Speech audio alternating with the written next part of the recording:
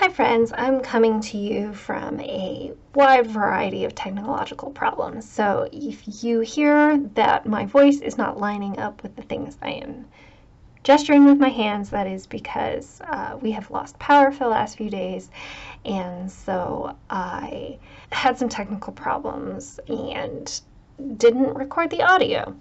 So we're just gonna keep going. I think the footage is still fun, but we don't have the original audio, and I don't always know what I was blabbering on about. But this is the spread I had planned on doing this week with these gradient backgrounds and some print and cut stickers.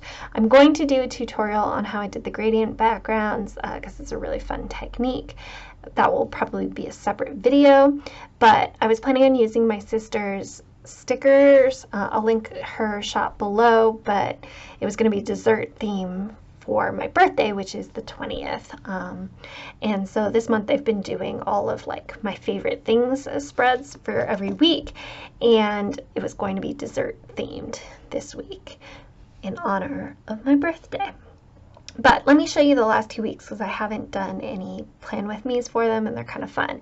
So this is the elephant spread, which has been my favorite animal for pretty much my whole life. It's really bright and colorful, and it's really brought me a lot of joy. A lot of different stickers on there, a lot of fun.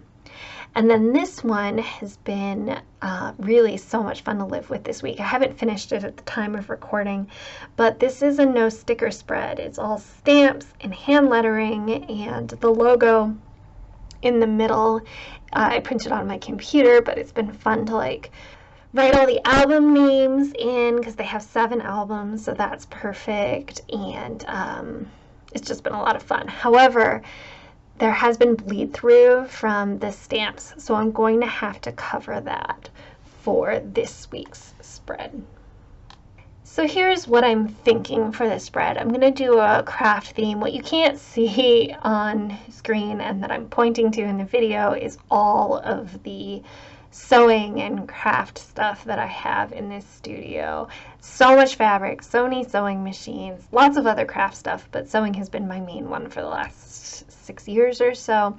So I'm thinking of using this So Crafty kit from Planners Anonymous. I'll put a link to them below. And then also this Agenda 52 sticker book from Hobby Lobby. It's called Makers and Bakers. I do love baking, but I don't think this is going to be a baking themed spread. We might still get to those, but as I said, I'm planning on doing desserts coming this week. But this like mixer is really cute and the colors are really fun, but there's like a lot of craft stuff that isn't baking that I'm thinking probably I will use more, like this sewing machine, for example.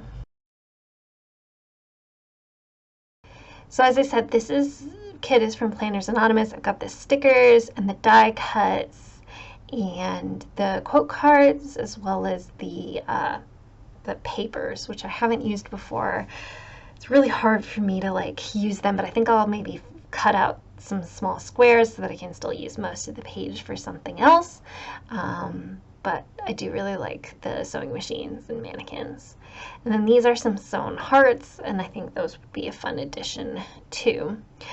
In order to cover up the shadowing on the page, I think I'm going to rip some craft paper to go across the top, and that'll cover the shadowing and also some imprints I have from drawing with like a gel pen on the back of one of the pages.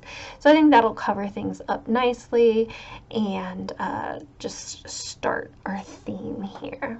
Go ahead and rip it. This is a solid core craft paper, so it doesn't have a white inside, but I'm still going to rip it up so that you can see the like rough edge a little more, and it actually turns out to be pretty cool because the craft paper, while it still has a brown core, it is like a different color, which is kind of neat. I'm lining it up here so that I know how much I want to cover, and then I get a cool ripped effect across the top, very organic looking. So now what I'm doing is completing the boxes with my white gel pen. I like the look of like when like the black line crosses into a different color and then suddenly becomes a different colored line. I think it's a really cool effect, and so I really enjoy doing that, so I'm trying to get my ruler lined up properly and straight and set myself up so that the gel pen doesn't smudge, which I have a lot of problems with.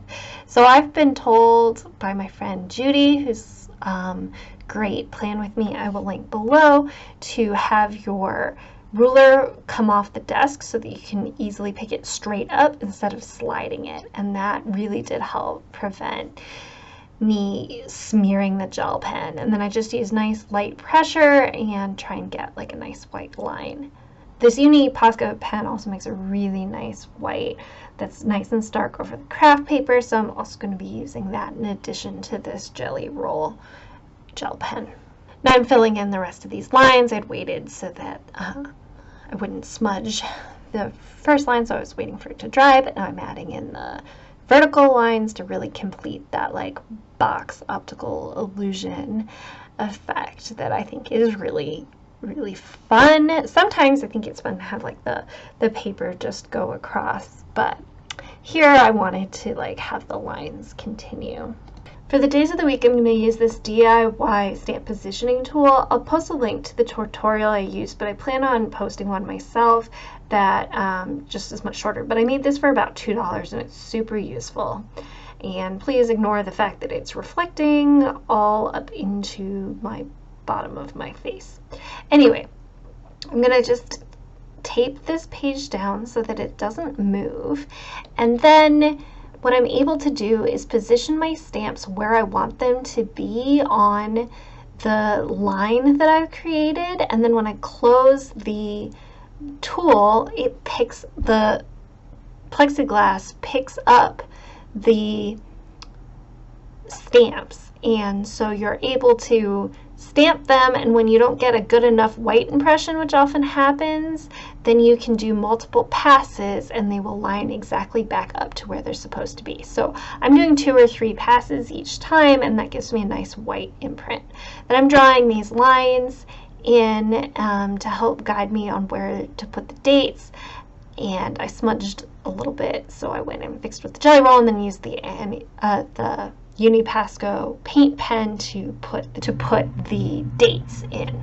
So here in the bottom corner, I still have some bleed through from the stamping, and I still have the imprints from where I drew in the top corner. So I'm going to want to cover those up, and I think I'm going to use the Planners Anonymous papers and cut them down to size here. So I'm going to use this one here with the dressmaker form and the sewing machines on them, and I'm just going to cut a small square of them out. Usually I would use a paper trimmer for this, but because I haven't used this paper before, I want to like keep my options open for how I might use it in the future. So I'm going to just draw on the back and cut it out with some scissors.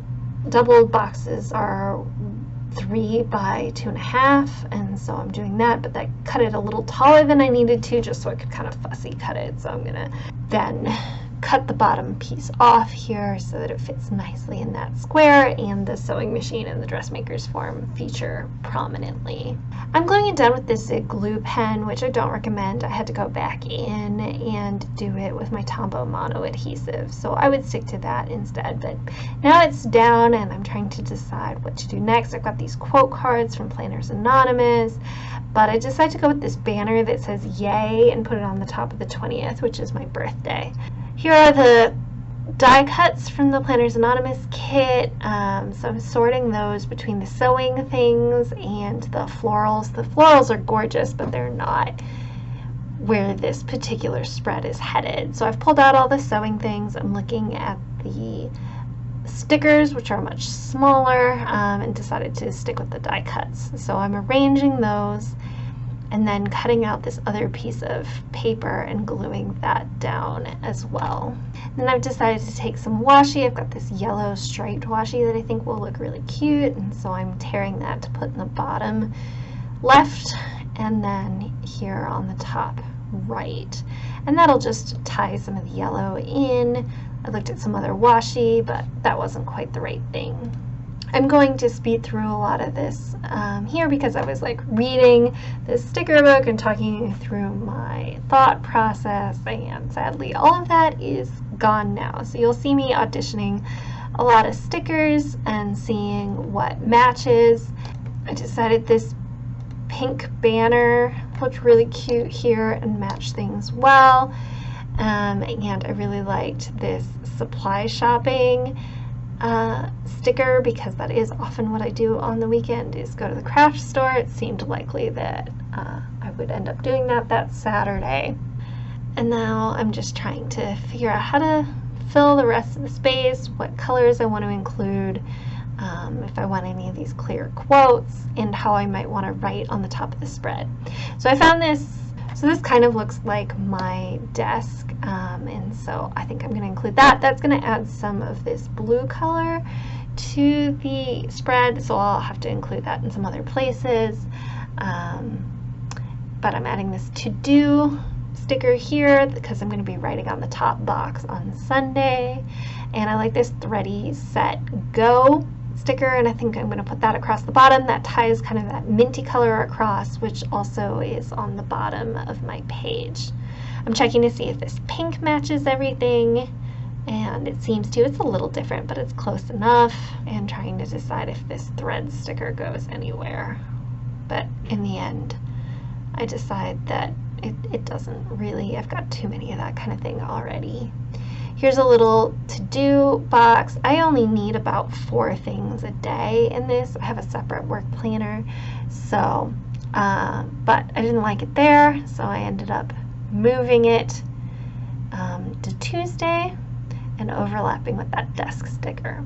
I really want that sewing machine traveling case to work, but it's a little big, so I'm playing around and rearranging and trying to make sure I can get it to fit somewhere, and decide to come back to that.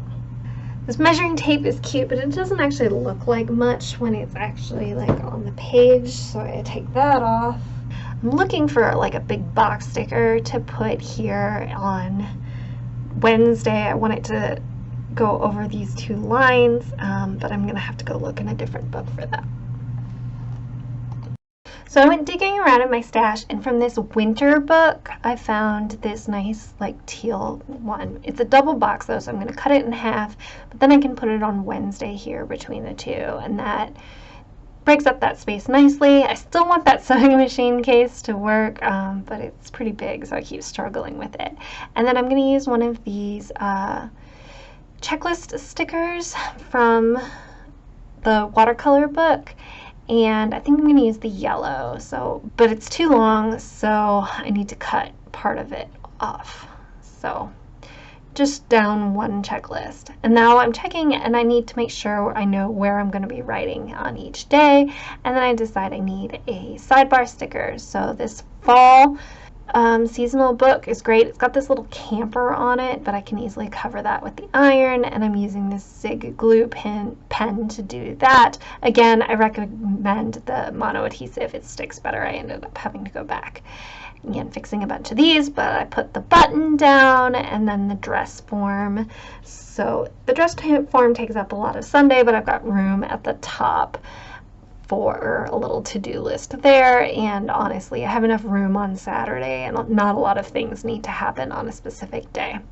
I'm still struggling with this die cut. I want it so badly to work, but I pull out the stickers and I realize there's a smaller one there, and that's just the right thing instead. Now I'm looking at the stickers to decide if there's anything else I want to add, and I'm thinking about the washi on the top here, so I'm gonna go and try that. I decide pretty quickly that this washi at the top is not the right thing. I kind of want to break up the brown at the top, but I actually don't like dividing it up.